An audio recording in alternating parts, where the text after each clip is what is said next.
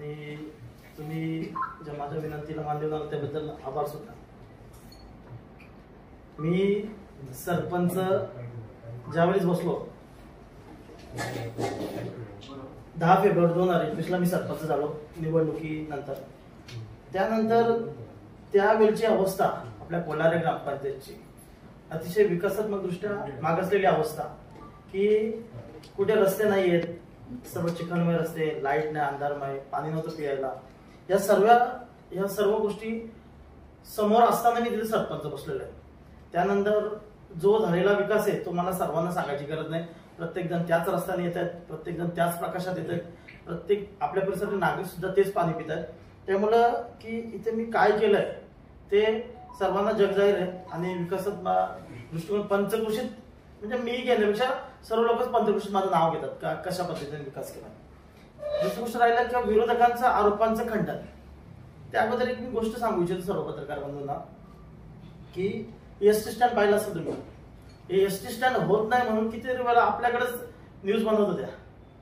आणि तो ST stand ज्यावेळेस बनवायला घेतला आपण मंजूर करून त्यावेळेस ते एसटी स्टँड खासगी जागांमध्ये ग्रामपंचायत किंवा सरपंच कॉन्क्रिटीकरणाचा अतिक्रमण हा कुठला दृष्टिकोन आहे विरोधकांचा मला समजला नाही. का विकास करायचं नाही करायचं आणि कशा पद्धतीने करायचं हे अद्यापपर्यंत समजलं नाही. आणि जनता माझी इथली खूप खूप सज्ञान आहे. त्यांना विरोधक कशा पद्धतीने अडवणूक करतात ते माहिती आहे. आणि ते झाल्यानंतर ते निकृष्ट दर्जाचं आहे एवढ्यापर्यंत. तर जिल्हा परिषदेचे इंजिनियर आहेत, अभियंता, त्यांनी येऊन त्याची कोर्ट टेस्ट केले, त्याचे रिपोर्ट्स खूप चांगले आले. त्यांच्याकडे ते रिपोर्ट्स हवं तर तुम्हाला भेटून जातील. जे जे माझ्यावर आरोप झालेत त्या आरोपांबद्दल एक एक आपण मुद्द्यासूद घेऊया. पहिला की डिस्को रिसॉर्ट मध्ये वसुलीचा विषय बरोबर काहीतरी असाच विषय आहे. तर 2021 ला जवळजवळ 42 ते 45 लाख रुपये त्या डिस्को रिसॉर्टची वसुली थकबाकी होती. आणि मी जिथून सरपंच बसलो त्या योग्य पद्धतीने आपण त्याचे सोपपणे त्याचे बजावणी करून त्यांच्याकडून आपण ती वसुली करून घेतलेली आहे. जवळजवळ 20 ते 21 लाख रुपये आपण त्यांच्याकडून वसूल केलेले. ते आपली ग्रामपंचायत खुली जिथं आपल्या समोर आहे. दुसरीकडे की 2009 पासून तर 2021 पर्यंत वसुली का झाली नाही याचं कारण मला अद्याप माहित नाही. आणि जे उर्वरित रक्कम आहे जी काय आता त्यांच्याकडे बॅलन्स रक्कम आहे जी पहिले पूर्वीपासूनची ती 100% आपण वसूल करणार आहे. 2 वेळा त्यांना रिटार्जच आपण प्रोसेस केलेली आहे. जप्तीपर्यंत विषय गेलेला आहे. जर त्यांनी वेळोवेळी आपल्याकडे वेळ मागून त्यांच्या 2-2, 4-4, 5-5 लाख रुपये त्यांनी आपल्याकडे जमा केले. याच्या पुढे असं असेल तर त्यांच्यावरती आपण कठोर कारवाई करून कशा पद्धतीने आपल्याला वसूल करता येईल त्याचा आपण प्रयत्न करू. तिसरी गोष्ट आहे की एक 420 म्हणजे मला हा शब्द समजा 420 म्हणजे काय नसते विषय. एक बाजूला फॅन्टसी निकेतन म्हणून एक सोसायटी आहे. तिथेशी 4च लोक राहतात. आम्ही ज्या दिवशी मी निवडून आलो 56 लोकांची सोसायटी, 4च लोक राहतात, 4 ते 6 लोक. आणि त्या लोकांना तिथेशी बिल्डर सोडून पडून गेला होता. आणि मग त्या लोकांना पाणी पिण्याची अडचण होती. पिण्याचं पाणी कसं ऍडजस्ट होतील, लाईट बिल कसं ऍडजस्ट करेल, मेंटेनन्स कसं ऍडजस्ट करेल, या हिशोबाने ते माझ्याकडं मी 10 फेब्रुवारीला सरपंच झालो. ते माझ्याकडे खूप राहणार. तर त्या लोकांची समज घातली मी की तुम्हाला या सर्व गोष्टी ज्या कायदेशीररित्या आहेत त्या पूर्तता करणं आहे. तुम्ही तुमच्याकडे अधिकार नाही तर बिल्डर कडून व्यवसाय करून तुम्ही केस करा, काय करा, पण ते पूर्तता करून घ्या. आणि त्या अनुषंगानेच आपण त्यांना कळवलंय. दुसरी गोष्ट आहे का ते जे 420 हा शब्द वापरलाय, हा शब्द का वापरला मला माहित नाही. कारण की त्याला कर आकारणी बघा, ती बिल्डिंग अधिकृत अनधिकृत जी काय असेल त्याला कर आकारणी 2017 मध्ये झालेली.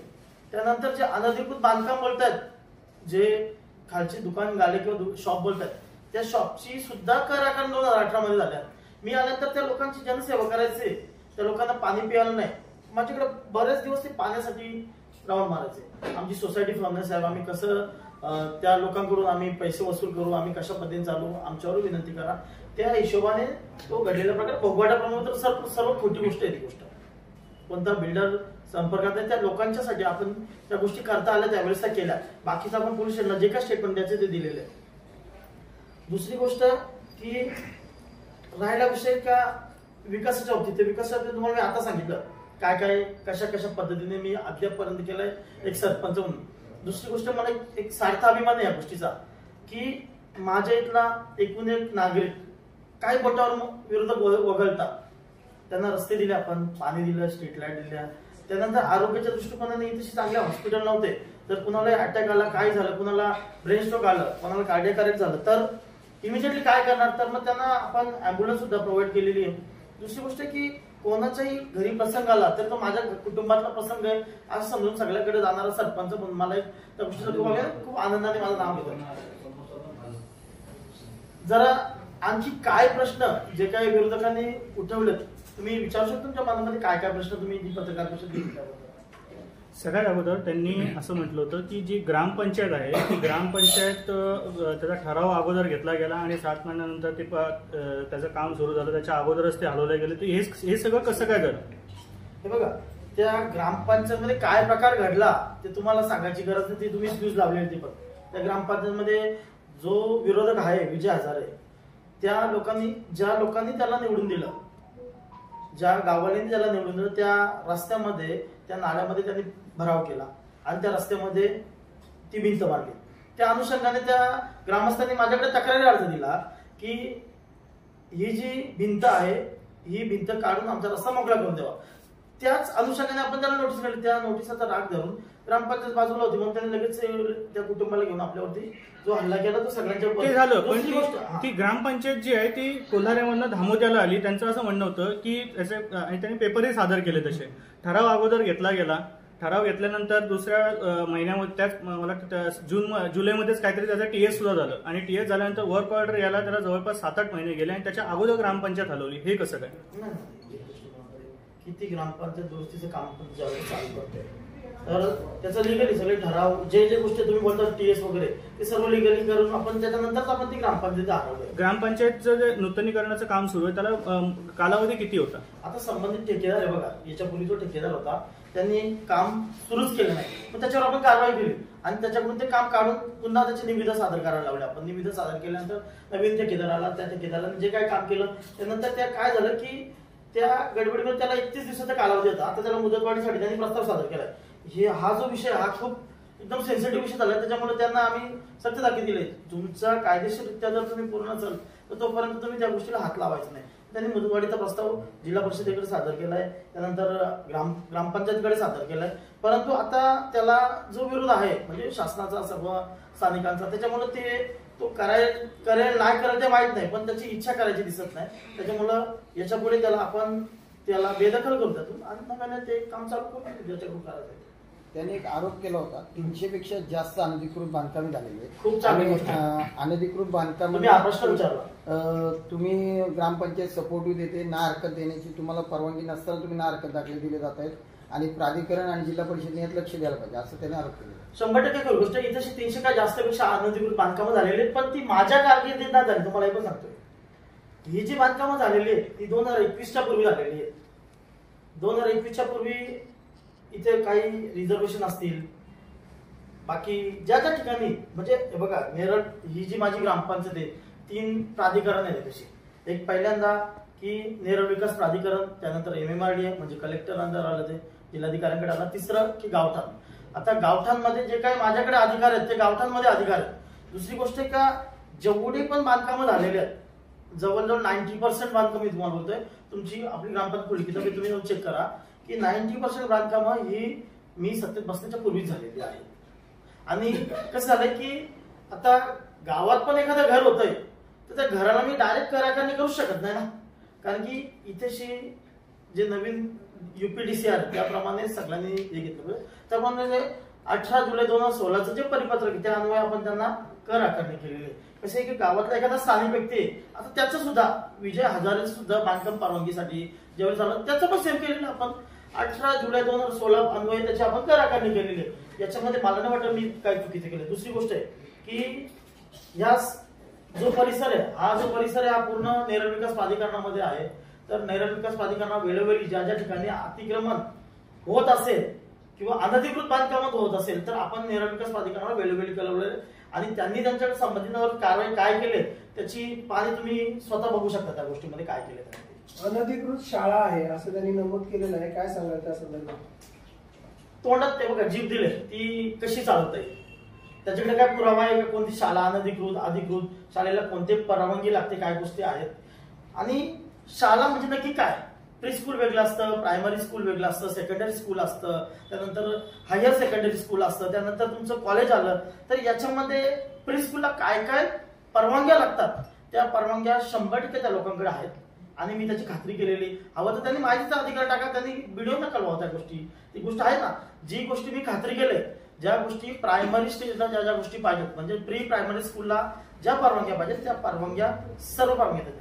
मुळात आता आपण जिथे बसलोय ती इमारत सुद्धा अनधिकृत आहे असं त्यांनी एकंदर सांगितलं. आणि त्यास दुसरी गोष्ट अशी की ही जी इमारत उभी राहिली आहे ती रिझर्वेशनच्या जागेवरती उभी राहिली हे बघा. आणि त्याच्यासाठी तुम्ही दोघांनी अर्ज केले होते, अमर मिसाळ आणि महेश विर्ले. 100% ऐकून घ्या. ही जी इमारत आहे या इमारतीबद्दल आपण बोलतो तर महेश विर्ले आणि अमर मिसाळ यांनी ज्यावेळेस ही प्रॉपर्टी घ्यायचा विचार केला, कोण? राजेंद्र तुकाराम विर्ले, दत्तात्रय तुकाराम विर्ले यांची जी प्रॉपर्टी ती घेण्याचा आम्ही विचार केला होता की ही प्रॉपर्टी घेऊ. परंतु की ज्यावेळेस ती प्रॉपर्टी आम्ही म्हणजे त्यांच्याकडे मागणी केली की आम्हाला परवानगी घ्यायची कोणाकडून, जिल्हा परिषदेकडून, नगरविकास प्राधिकरणाकडून, तर आम्हाला ते कागदपत्रे बघितले. त्याच्यानंतर की समजलं का ह्या रोडची कॅटेगरी खूप काय मोठी आहे, आपल्याला तांत्रिक अडचणी येऊ शकतात, त्याच्यामुळे आपण ही गोष्ट आहे तशी त्यांच्याकडे ठेवून द्यायची, त्याच्यामुळे आपण ते तिथं स्टॉप केलं.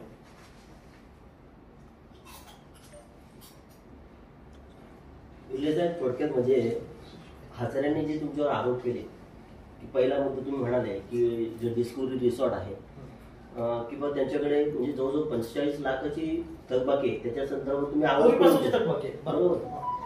आणि ते करताना तुम्ही म्हणाले की जवळजवळ त्यांच्याकडनं 20-1 लाख रुपये वसूल केले, बरोबर. त्यांचा मुद्दा जो बरोबर आहे. आज त्या हॉटेल मालकाकडे म्हणजे नाही की आम्ही पण बघतो तिथे त्यांची जी कॅपॅसिटी आहे म्हणजे ते करोडो रुपयाच्या आसपास म्हणजे हे आहे. मग अशा मालकांना तुम्ही का पाठीशी तुम्ही जी गोष्ट बोलतायत ना त्यांच्यावरती आपण 2 वेळा रिटार्ज केला. काय मेन म्हणजे पुरावा म्हणजे आज तुम्ही बोगम बोलताय ते आम्हाला तर काल अख्खं म्हणजे रूमवर त्यांनी पुरावे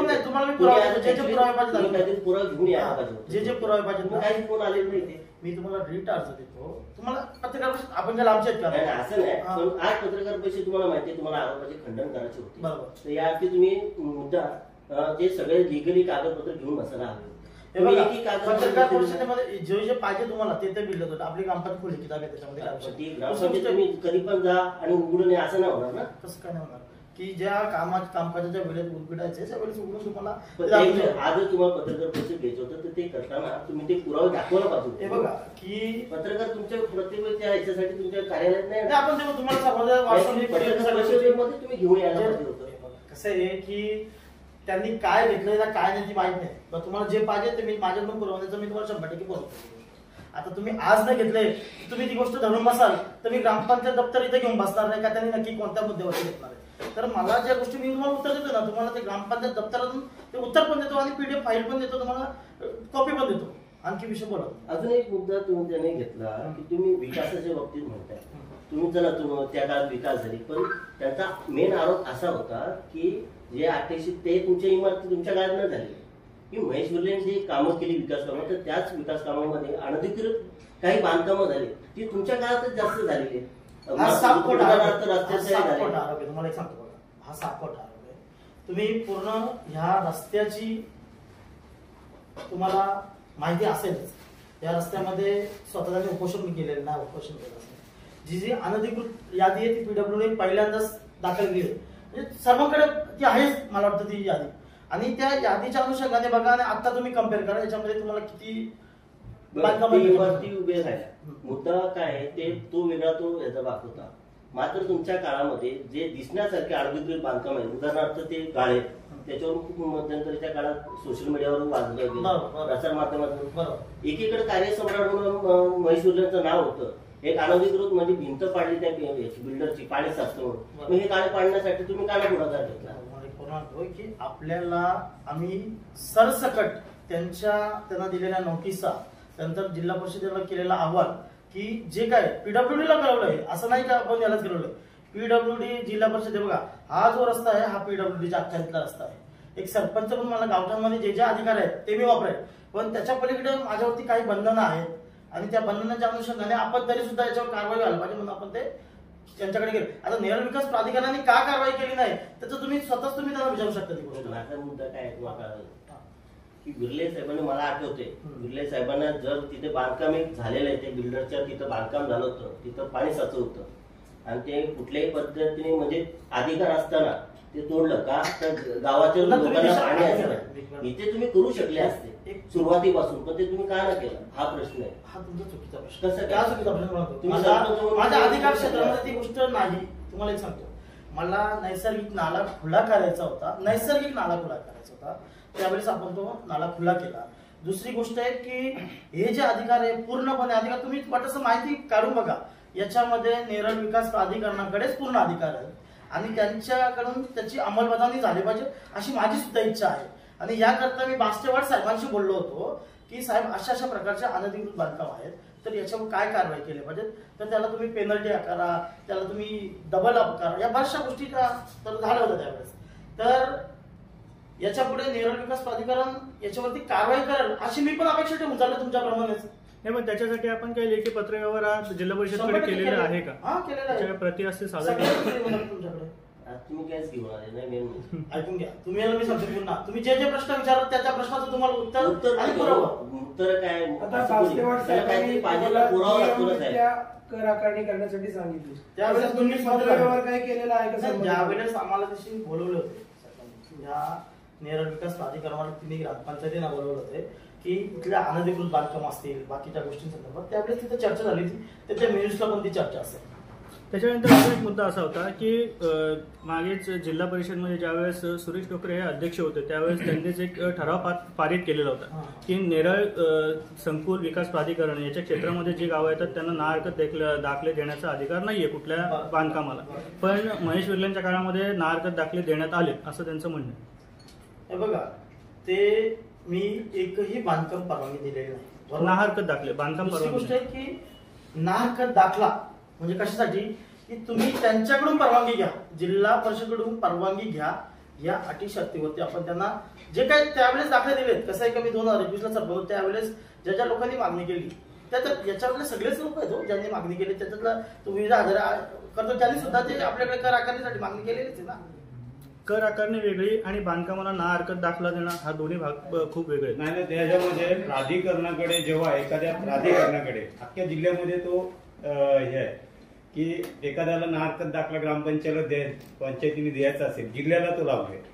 आणि त्यामध्ये असा विषय आहे की पुढे प्राधिकरण येते, पुढे कलेक्टरांची परवानगी लागते, तर त्या कलेक्टरकडे या कलेक्टर ऑफिसकडे या प्राधिकरणाकडे. आता आपलं प्राधिकरण आहे म्हणून प्राधिकरण. दुसरी गोष्ट मला नको की इथेशी आपल्याकडे सरसकट जमीन आहेत, इथे पुढे प्राधिकरणाचे हद्द अमुक आहे, अमुक ह्या गोष्टी आहेत, ह्या कुठे अजूनपर्यंत डिसाईड झालेल्या नाहीत त्या गोष्टी. कुठं पण 2 गाव आहेत ना, दामोती आणि बोपेले आपलं प्राधिकरणात दिले. पुढचा विषय की या पलीकडे गेल्यानंतर ज्यावेळेस जिल्हाधिकारी लागतात त्यांच्याकडे ते मागून घेतात त्यावेळेस का आम्हाला ना हरकत दाखला पाहिजे ग्रामपंचायतचा.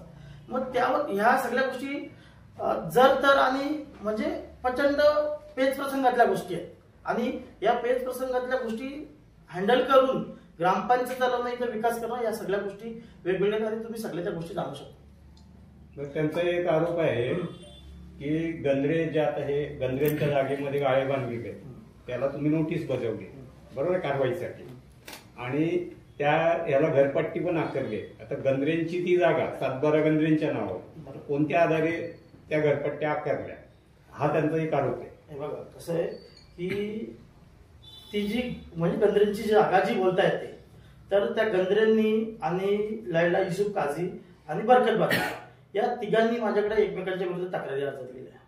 तक्रारी अर्ज केल्यानंतर का ते जे बांधकाम आहे ते बांधकाम म्हणजे त्याला विनाकारण ते वापरते, त्याला ठरवण्याचा पूर्ण अधिकार ते अधिकृत अनधिकृत दुसऱ्याच्या जागेत तिसऱ्याच्या जागेत या सर्व गोष्टी नेरळ विकास प्राधिकरणाकडे आणि त्या अनुषंगाने आपण त्याला पत्रव्यवहार केला, त्याच्यावर कारवाई झाली नाही. त्यानंतर त्याची जर वापर करतायत तर त्याच्याकडून ते कधीही निष्कर्षित करता येईल या अटीवरती आपण ती गोष्ट केली. आपण 18 जुलै 2016च्या परिपत्रकांमुळे त्याला कर आकारणी केलेली आणि ज्या वेळेस ते कोर्टात गेलेले त्याचा निर्णय लागेल ते निष्कर्षित होणार होते त्या गोष्टीला.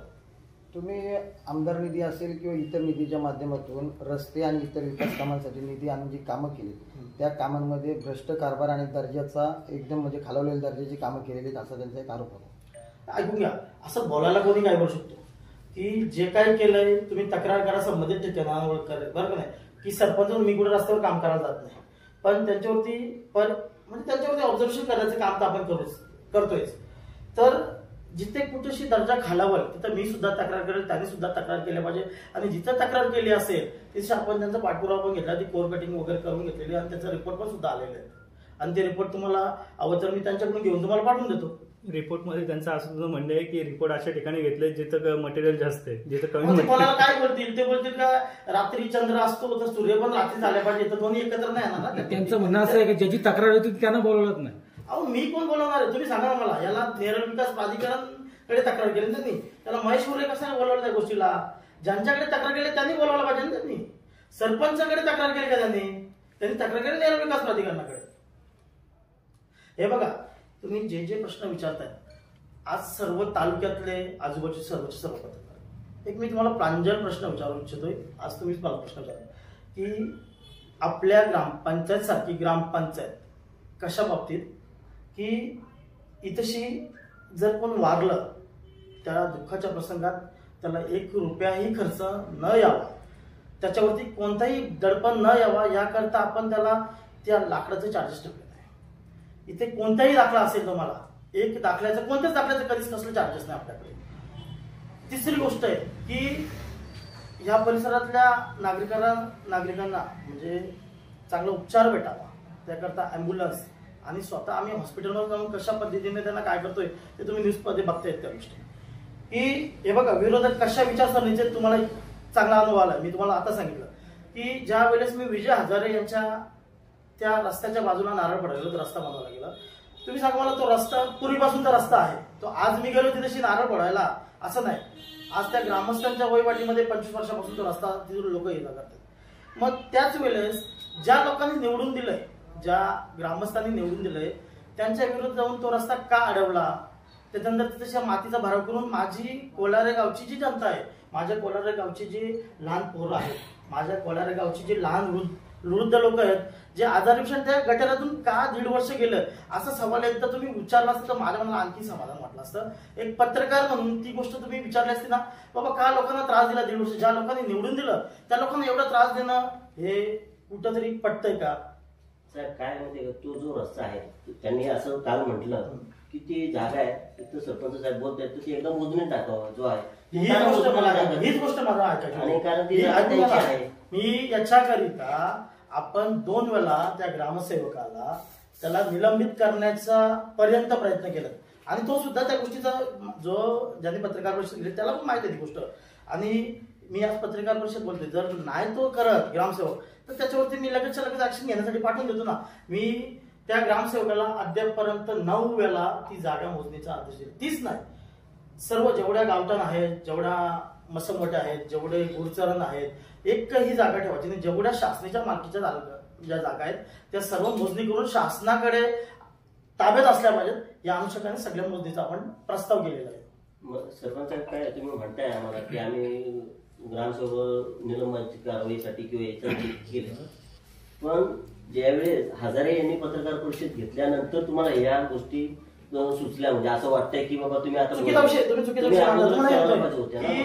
ऍक्च्युली त्या बाबा बोलायला पाहिजे होतं की माझ्या सरपंचाच्या काळात जर रस्ता तो होत नाही तर मी बाबा सांगतोय की वरिष्ठांना तक्रारी करतोय तरी वरिष्ठांना निलंबन करत नाही. तुम्ही करावं पाहिजे होतं ऍक्च्युली. लगेच करून टाकू आपण त्या गोष्टीला, काय विषय असं जर मोजणी होत नाही तर त्यांनी पण त्या गोष्टीवरती कारवाई करायला त्यांच्यावर लावायला पाहिजे होती ना. ज्यांची मोजणी ज्यांची मागणी आहे त्यांनी एकदाही कारवाईचं कधी पत्र मागितलं नाही का बाबा या संबंधितांच्यावर कारवाई झाली पाहिजे का ग्रामसेवक दुर्लक्ष करतोय, कर्तव्यात कसूर करतोय याच्यावर कारवाई एकदा तरी त्यांनी पत्रव्यवहार करायला पाहिजे ना ती गोष्ट. तर मीच नाहीये का आम्ही प्रत्येक मासिक सभेमध्ये विरोधक सुद्धा सगळ्यांची तीच मागणी असते आणि ग्रामसेवकांनी ते केले नाही याचा साक्षीदार तो स्वतः व्यक्ती.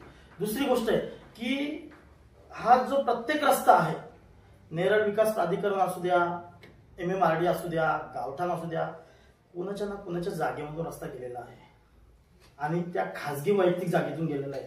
असं प्रत्येकाने रस्ते अडवले, माझी जागा आहे, माझं आहे, तर रस्ते कोणतेच राहणार नाही. हो ही गोष्ट आहे ना. तर त्याच्यासाठी कायदे वेगळे आहेत आणि इतरांसाठी कायदे वेगळे आहेत, ही गोष्ट साफ चुकीची ना. दुसरी गोष्ट आहे अतिक्रमण. हा विषय तुम्ही वारंवार काढता, अनधिकृत बांधकाम विषय काढता. तुम्ही हा विषय नाही काढला का चंद्रकांत, त्याचं नाव विसरलं मी, त्यांच्या भावाचं श्रीकांत आचार्य, त्याच्या सख्या भावाचा अतिक्रमण तिथे आहे. त्या अतिक्रमणाच्या अनुषंगाने त्याच्या तक्रारी अर्ज केला होता सोमनाथ विर्लेंनी आणि त्या अन्वये तो तिथून बरखास्त झाला सदस्य पदावरून. तर जो अतिक्रमण म्हणजे जो अतिक्रमणाला वाचा फोडतोय, जो अनधिकृत बांधकामाला वाचा फोडतोय, त्या व्यक्तीच्या सख्या भावाचं अतिक्रमण असणं, अतिक्रमण बोलतो मी, अनधिकृत नाही बोलत. अतिक्रमण आणि अनधिकृत दोन शब्द आहेत. अनधिकृत म्हणजे काय की एखादी जागा आहे आणि ती कोणाच्या तरी मालकीची आहे, त्याच्यामध्ये त्यांनी बांधकाम केलंय, तो अनधिकृत झाला. आणि जी जागा शासनाच्या मालकीची आहे किंवा गटर आहे किंवा रस्ता आहे, त्या रस्त्यामध्ये बांधकाम केलं, ते अतिक्रमण झालं. आणि त्याचं जे भावाचं जे असेसमेंट आहे त्याच्यावर अतिक्रमणाचा नेरळ ग्रामपंचायत शिक्का सुद्धा आहे.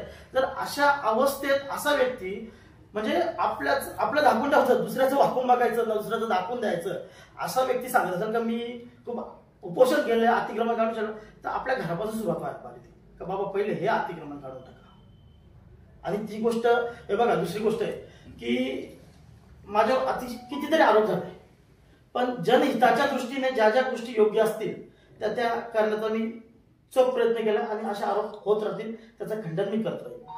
की मी ज्या दिवशी इथं सत्तेत बसलो तिथं पाणीच नव्हतं प्यायला. नेरळ विकास प्राधिकरणाने आपल्याला कोणतं त्यावेळेस पाणी उपलब्ध केलं नव्हतं. ग्रामपंचायतचं पाणी, सर्व लोक इथून निघून चालली होती पाणी नाही म्हणून. आता पाणी नाही म्हणून कोणी जर दानशूर व्यक्तीने केलं असेल, कसं तरी काम झालं असेल, पण ते जनतेच्या पिण्याच्या पाण्यासाठी काम झालं होतं.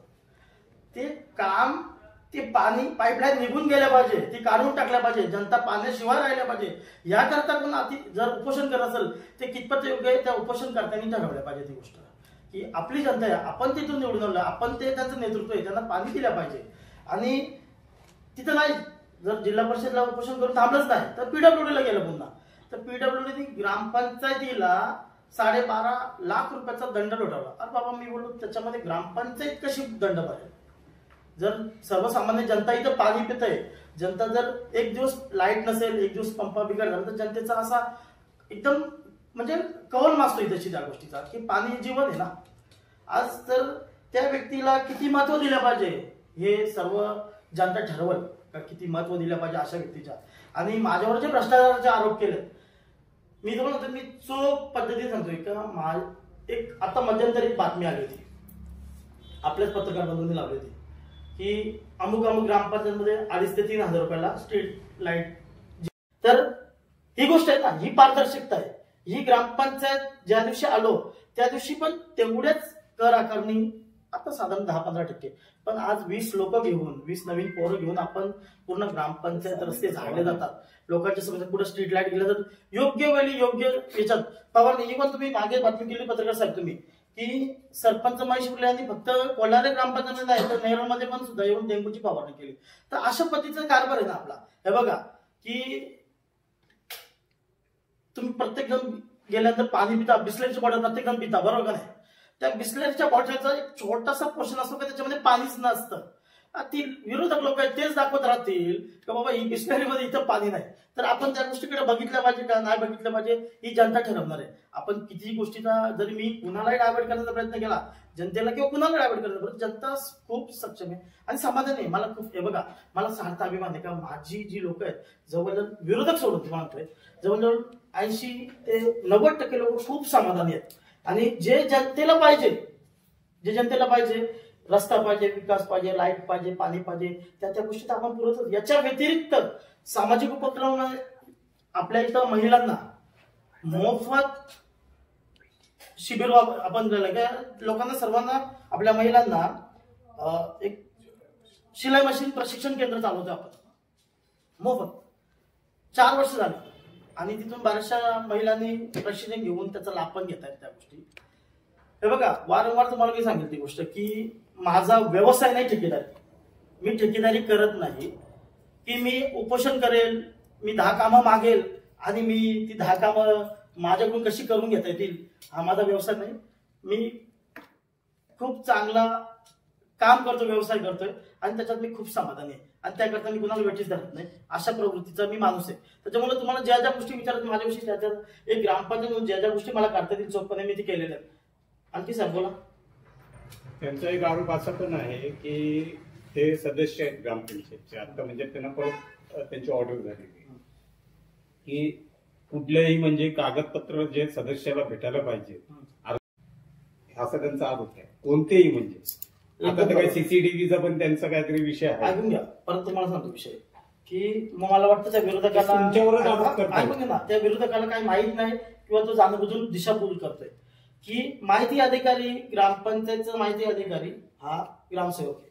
दुसरी गोष्ट आहे, ग्रामपंचायत सदस्याकरता ग्रामपंचायत केव्हाही खुली की तुम्ही सांगायच्या दुसऱ्या दिवशी डॉक्युमेंट तसे ओपन असतील. हे बघा, कितीतरी टेंडर केलेले जे वर्क ऑर्डर असतील, जे कार्यक्रम आदेश असतील, ते माहितीच्या अधिकाऱ्याशिवाय फिरतात, तुमच्याकडे पण येतात. तर नाही मिळत ही गोष्ट साफ खोटी.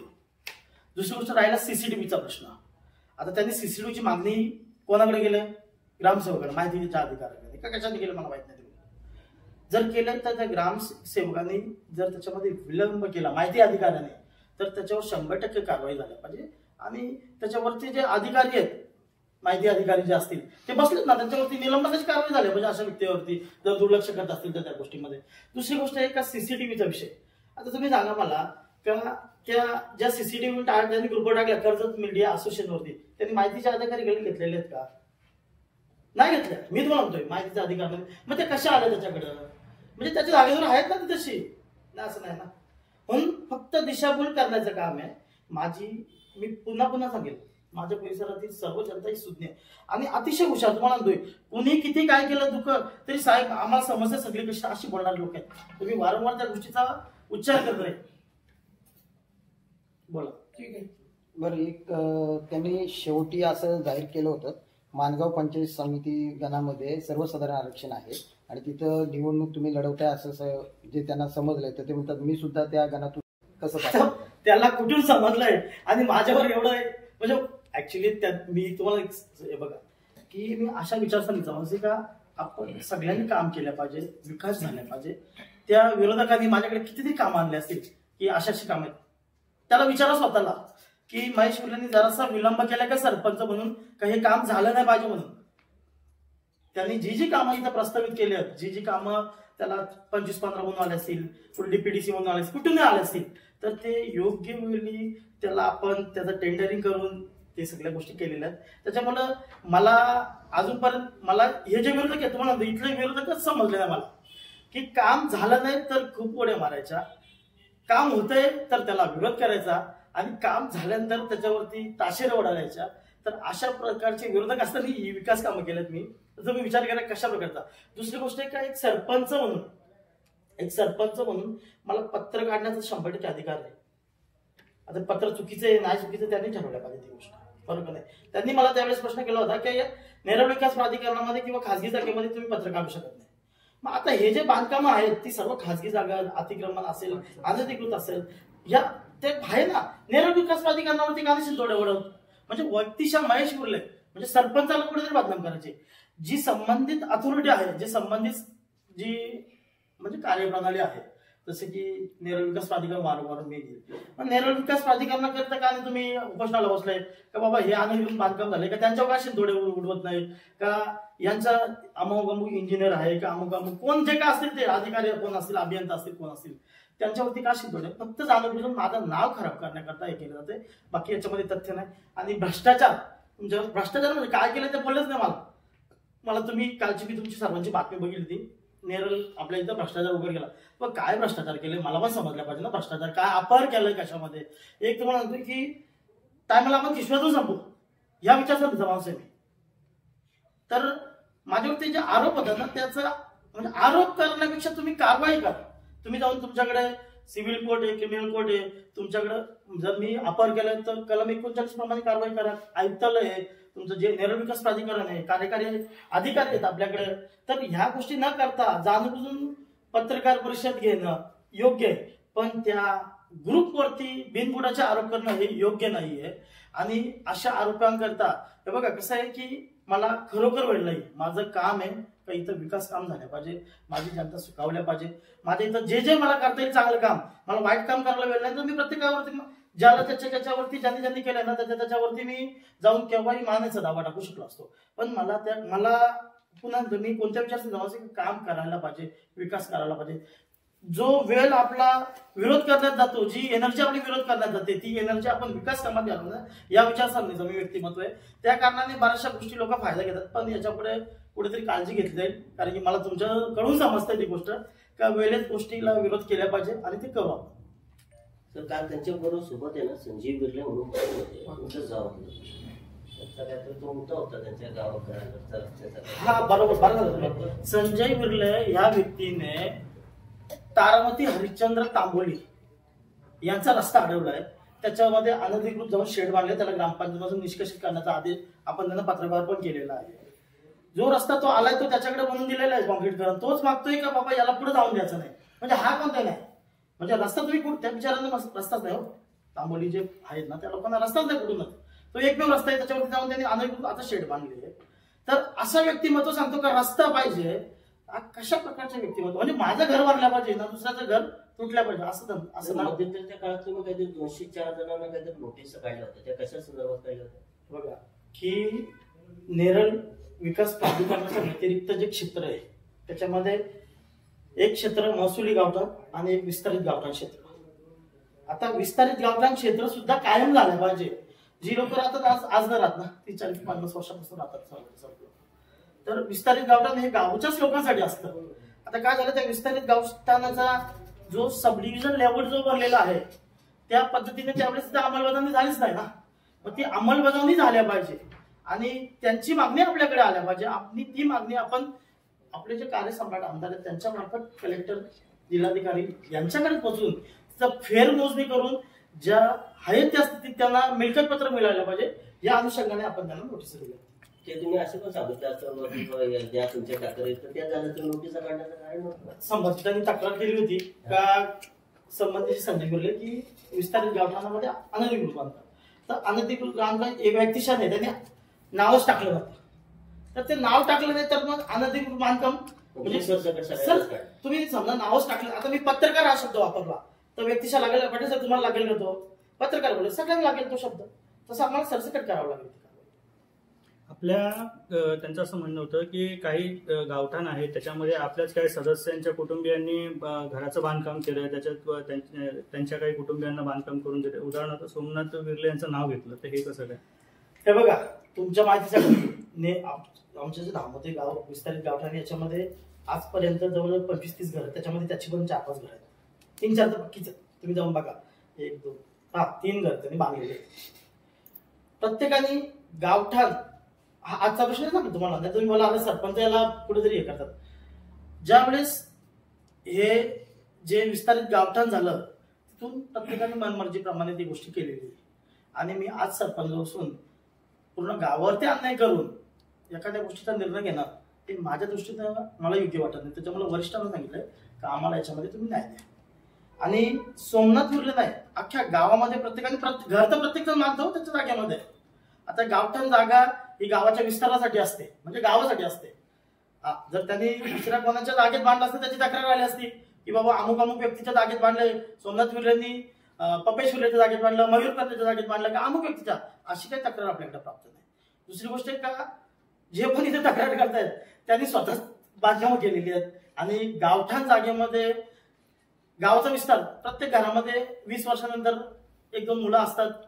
घराचं बांधकाम बाबा इथं झालंय तर दुसऱ्याला एक खोली झाल्या पाहिजे अशा हिशोबाने गावठाणाचा विस्तार होतो. आणि ते फक्त धामोते कोलारे ग्रामपंचायतीला नाही, अख्ख्या नेरळ ग्रामपंचायत सगळीकडे ते विस्तार. तुमच्या कार्यकाळात तुम्ही मग गावठाण विस्तारासाठी काही प्रस्ताव वगैरे दिला? गावठाण विस्तारासाठी आम्ही आमदार साहेबांकडून जिल्हाधिकारी आमदार साहेबांना म्हणजे आम्ही प्रस्तावाचं एक पत्र बनवलेलं आहे ते आमदार साहेबांकडून, ते आपण जिल्हाधिकाऱ्यांना देतोय की हा जो विस्तारित गावठाण आहे याच्यामध्ये फेरमोजणी जसे जे सब डिव्हिजन लेआउट झालेलं आहे ते ज्यावेळी झालं 1978ला, त्या 1978ला झालं. त्याच्यामध्ये त्याची जी प्रक्रिया होती किंवा त्याच्यावरती एक मोजणी म्हणून त्याची अंमलबजावणी करून सगळ्यांना जे मिळकत पत्र द्यायला पाहिजे किंवा सातबारे वाटप करायला पाहिजे आणि लोकांना त्या सातबाऱ्याप्रमाणे त्या सब डिव्हिजन लेआउटमध्ये त्या प्लॉट क्रमांक म्हणजे भूखंडाप्रमाणे त्यांना क्षेत्र द्यायला पाहिजे. ते दिलं का नाही दिलं ते माहिती नाही, त्याच्यामुळे अंमलबजावणी झालं म्हणून असं प्रकार.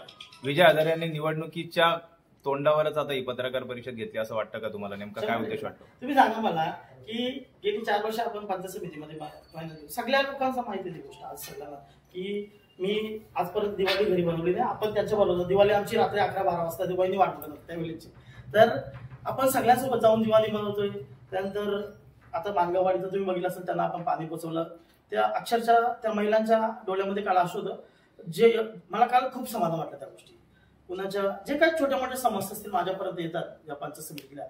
जसं की आता कसं माहिती काय, पत्रकार परिषद होऊन बाकीच्या गोष्टी नाही बोलत, पण समजा कुठून आलं आणखी काय की बाबा अशी गोष्ट आहे, ही गोष्ट पाहिजे, ती पण देण्याचा प्रयत्न करतो आपण. आणि बऱ्याचशा गोष्टी केल्यात आपण, त्याच्यामुळे कुठेतरी एक सगळ्यांच्या मध्ये पॉझिटिव्ह विचार आहे. आज ज्या तुमच्या असल वाडीपासून वरच्या भुतुवलीपासून तर वडवलीपासून तर इकडे आपल्या बिरजोळेपासून तर वंदरपाडा कोदिवला जे काय गाव आहेत त्या गावामध्ये खूप चांगलं की काही नसतानाही येणारं एकच व्यक्तिमत्व आहे महेश उर्ले. एवढ्यापर्यंत ते तोंडाने बोलतात की आम्हाला महेश उर्ले सारखाच व्यक्तिमत्व पाहिजे. त्यामुळे कुठेतरी माझं नाव बदनाम झालं पाहिजे, कुठेतरी माझ्याविषयी एक वेगळी चर्चा झाली पाहिजे. याकरता त्या गोष्टी ही पत्रकार परिषदेचा आशा होता, बाकी काय गोष्टी नाही.